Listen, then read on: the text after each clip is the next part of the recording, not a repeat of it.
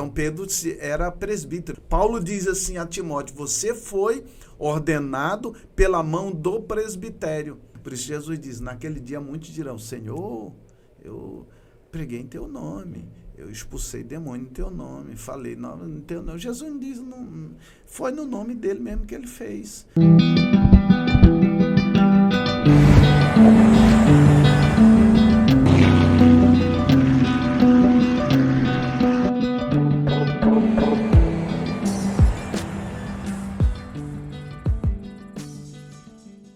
Aos presbíteros que estão entre vós, eu que sou presbítero com vocês também. Então Pedro era presbítero, porque Pedro era superintendente de igrejas. Esse é o termo de presbítero, que é o mesmo termo de bispo. Mais uma vez entra a questão da língua. Sim. Mais uma vez a questão da língua. Presbítero, presbúteros, né? Entendeu? Do grego presbúteros, é superintendente, supervisor.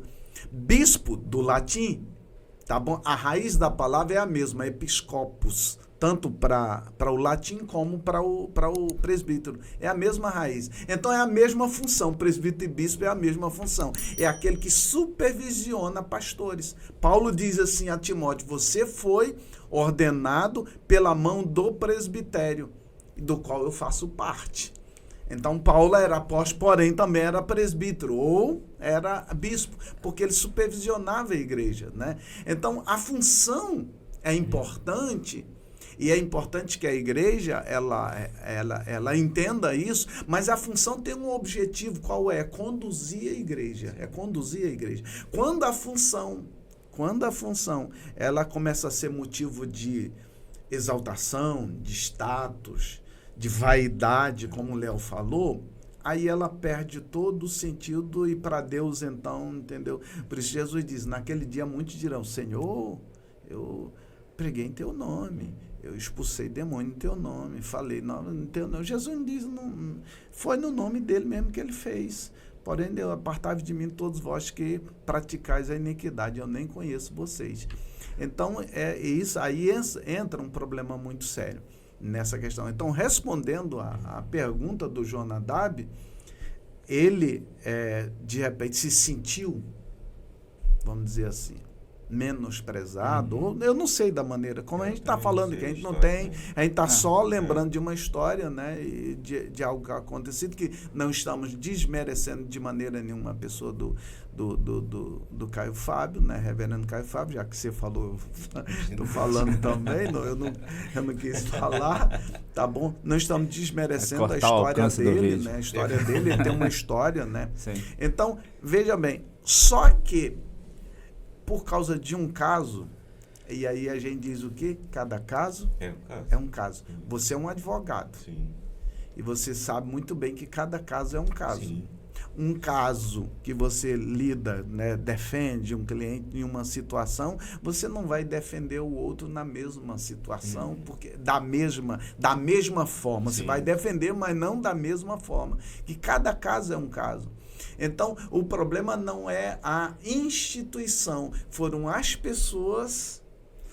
Esse é o grande problema. Esse era o ponto. Mas nós ainda vamos voltar para Jesus, porque aí a gente vai entender a igreja sob o ponto de vista de Jesus. Sim. Até agora nós estamos vendo a igreja sobre os acontecimentos atuais. Mas tem que entender o que a Bíblia diz sobre a igreja, o que Jesus diz sobre a igreja, o que os apóstolos dizem sobre a igreja. Aí a gente antes de você esse é o lado que a gente deve ficar. Antes até de você falar sobre a igreja, eu acho muito, muito bacana, importante essa ponderação sobre vaidade, sobre os cargos e toda essa explicação, né? A questão do título como uma função, não como uma posição de status e que vai levar à vaidade, né? Mas tem um texto e o caso que a gente está falando aqui do Caio Fábio, tal, eu acho que é um caso que ele tem acontecido com muitas pessoas em várias situações, no sentido de pessoas que se decepcionam com a instituição, né? Que existe até um termo, abuso espiritual, né? A pessoa, de repente, ela sofreu algum abuso. Tem isso abuso também. Religioso. Né? Abuso religioso, perdão. É abuso religioso, Desatualizado mesmo. Abuso religioso. Então, é o cara que teve alguma frustração, o cara que teve alguma decepção, é o cara que... E acontece. Mas o que eu vejo, antes de lhe devolver a palavra, né? A gente falar sobre a igreja. Jesus diz em Lucas, capítulo 17... né? A partir do versículo, entre o versículo 1 ao 5, né? Ele fala que é inevitável que venham as ofensas. E, dependendo da tradução, é inevitável que se levantem pessoas que façam outras caírem, né?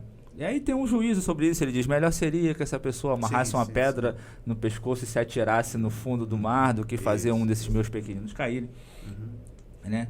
E aí ele diz pra gente tomar cuidado. Né? Então eu penso assim, minha opinião, se existe um aviso que essas coisas vão acontecer e se existe uma determinação para a gente tomar cuidado e a gente não toma e é levado pela ofensa, que culpa tem Deus e que culpa tem a igreja? Não, Deus nenhum. Sim, mas ele avisou que isso ia acontecer. Não, então, por isso que eu tô falando, Deus nenhum. Então, não, mas tem pessoas que culpam Deus ou olham para a instituição e vêm. Tem. Não, mas é porque as então, pessoas, eu acho que eu acho que as pessoas confundem, e aí a gente separar aqui a conversa entre igreja, instituições e igreja de Cristo. Eu tenho essa visão, são duas coisas totalmente distintas. E aí eu vou chegar na igreja de instituição. Elas podem até estar em algum momento. Eu vou ligar. Deixa eu chegar. Eu vou ligar. São coisas diferentes. Porque o que acontece? Eu cresci ouvindo, não, mas quando isso acontecer, não olhe para o homem, olhe para Deus, né? Isso aí, perfeito, isso mesmo. Não, mas não tem como você... como se olhar para o homem fosse uma coisa errada. E eu acho que é justamente o contrário. Paulo disse: sejam meus imitadores... como sou de Cristo. E ele, antes até de dizer, porque eu sempre guardei essa parte, como eu sou de Cristo, ele disse: olhem para mim, olhem para aqueles que andam comigo. Então, não é errado você olhar para as pessoas. O problema é quando a gente olha para as pessoas erradas e se desconecta do todo por causa disso. Entendeu? Porque assim, eu vou me desconectar da instituição, para mim é desproporcional, porque existem pessoas boas para você olhar, entendeu? Ele é um. Não, sim. Edson é um, né? Mas o João Batista é outro. Então, assim, a minha visão sobre essas pessoas, teve até uma pastora aí que recentemente, ela é uma pastora tão de Deus que ela mandou o marido para Deus mais cedo. Então, assim, a gente olha para esse tipo de pessoa e a gente, por exemplo, o pessoal tá na igreja roubando, matando, se prostituindo. A gente tem uma tendência de achar que a igreja é isso. E a igreja não é isso, né? A igreja é algo muito maior. O pastor José vai falar agora, que eu vou deixar ele. Bem, agora vamos olhar o que Jesus fala sobre a igreja. No Evangelho de Mateus, no capítulo 16, ele está chegando ali próximo na época, né? Hoje, lógico, tem um outro nome, mas na época, né? Ali da região das colinas de Golã hoje, né? Na época chamada de Monte Hermon, tá aquela região ali, e é Cesareia de Filipe, ele está chegando ali, né? E ele, então, estava tendo uns questionamentos sobre quem era Jesus e tal, aquela coisa toda, aí ele conversa com os discípulos, pergunta aos discípulos: bem, primeiro, quem diz a turma aí que eu sou? O que a turma está falando aí? Uns dizem que tu é, entendeu, João Batista, outros dizem que tu és Elias, Jeremias, ou um dos profetas. E vocês, o que vocês dizem? Quem eu sou para vocês, simplificando? Bem, eu digo que tu és o Cristo. Pedro se levanta. Tu és o Cristo. O Cristo, no grego, é o ungido, né? Que é o mesmo termo para Messias, ou Mashiach, né? No hebraico, né? Messias, a nossa tradução para o português, né? Que é, entendeu, também o ungido. Eu te digo que tu és o Cristo, o Filho do Deus vivo. Aí Jesus diz para Pedro: bem-aventurado és tu, Simão, filho de Jonas, que não foi a carne e sangue que tu revelou, ou seja, tu não teve uma revelação natural, mas foi meu Pai que estás no céu. Também eu te digo que tu és Pedro. Pedro, essa palavra aí, Pietrus, no original, é pequena rocha, fragmentos de rocha. Tu é uma pequena rocha. E sobre essa pedra, agora não é mais Pietrus, é Petra. Agora essa palavra, Petra, ou Pietra, é uma grande rocha, uma rocha irremovível. Tá? É a rocha que Daniel viu, né? Cortada a 100 mãos, no capítulo 2, né? E atirada na estátua dos reinos humanos, Nabucodonosor, capítulo 2, né? E sobre essa pedra ele está falando dele mesmo, de Jesus mesmo. Eu edificarei a minha igreja. É a primeira vez que nós temos esse termo igreja no Novo Testamento. Eu edificarei a minha igreja. No Antigo Testamento tem um termo congregação, a congregação de Israel. É a primeira vez que nós temos no Novo Testamento essa expressão: eu edificarei a minha igreja e as portas do inferno não prevalecerão contra ela. Bem, vamos entender o termo igreja sob o ponto de vista da língua grega, e Jesus usou esse termo. Na realidade, Jesus usa o termo em aramaico, porém o escritor, então, lembrando Jesus, a comunicação de Jesus ali com os discípulos era no popular, a língua popular falada na época. Nem era o hebraico, que era falado só basicamente pela nata da sociedade, pelos fariseus, os saduceus, entende? Essa turma grande aí. E também não era o grego, que era falado muito mais pelo mundo propriamente grego falando, né? Ou o mundo romano que falava o grego, né? Mas o povo judeu falava muito aramaico. O aramaico, só para você entender, era a língua dos caldeus, dos babilônicos, do qual os judeus passaram lá, entendeu? Durante 70 anos, e quando eles voltaram, retornaram falando o aramaico. Houve uma modificação, você vê, Jesus diz na cruz, Eli, lema sabachthani, e aí, lema sabachthani, e aí os soldados que falavam grego, não falavam aramaico, né? Não entende, ele está clamando por Elias e tal, entendeu? Pensa porque essa expressão Eli. Então, Jesus diz em aramaico, mas o escritor, ele escreveu no grego, porque era a língua, era o inglês da época. Escreveram no grego. Mateus escreveu, aliás, existe até uma teoria de que Mateus escreveu o seu evangelho no hebraico mesmo, né?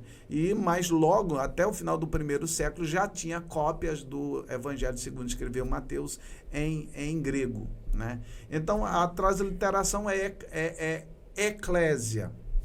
O termo grego que Jesus usa, é o termo de uma eclésia. O que era uma eclésia? O que era uma eclésia no mundo grego, que o mundo romano, né, lembrando, né, a cultura grega, até hoje a cultura grega influencia, né, entendeu, o mundo inteiro, né?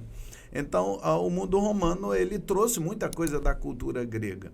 E o que era uma eclésia? Uma eclésia era uma assembleia de pessoas locais, né? Podia ser uma assembleia, por exemplo, uma reunião do Senado, da época, era considerada uma eclésia da elite governante, né? Que auxiliava o imperador na época. Porém, as eclésias mesmo eram do povão. E o que essas eclésias faziam? Essas eclésias, elas se reuniam, então, para resolver problemas locais. Vamos imaginar uma eclésia da época hoje como uma associação de moradores de um bairro. Tá? Que ninguém vai às reuniões. Uma eclésia nos condomínios, sim, né? Entendeu? Reunião de condôminos, né? Que é muito chato. Eu já participei, meu Deus do céu. Tá. Isso era uma eclésia. Eles se reuniam para resolver problemas dos mais variados daquela comunidade e encaminhar a resolução daquela gente, daquela comunidade, daquela cidade e tal, entendeu? Para as autoridades maiores, né? Para pedir para eles tomarem suas providências.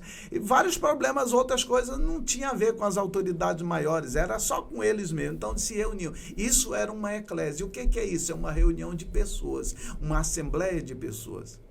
Aí entra o meu questionamento. Uma assembleia de pessoas, a igreja, então, ela é uma assembleia de pessoas.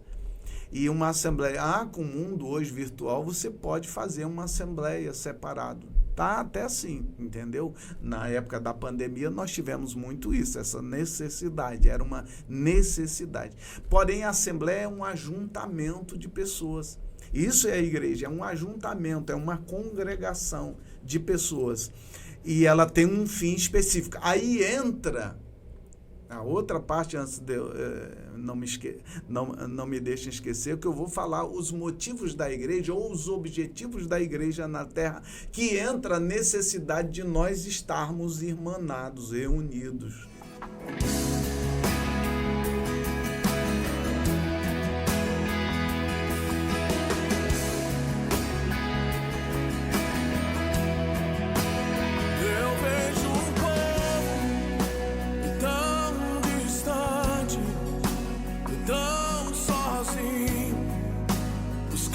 Salvação, eu vejo órfãos, viúvas, filhos pródigos, tão longe do Pai, consolar.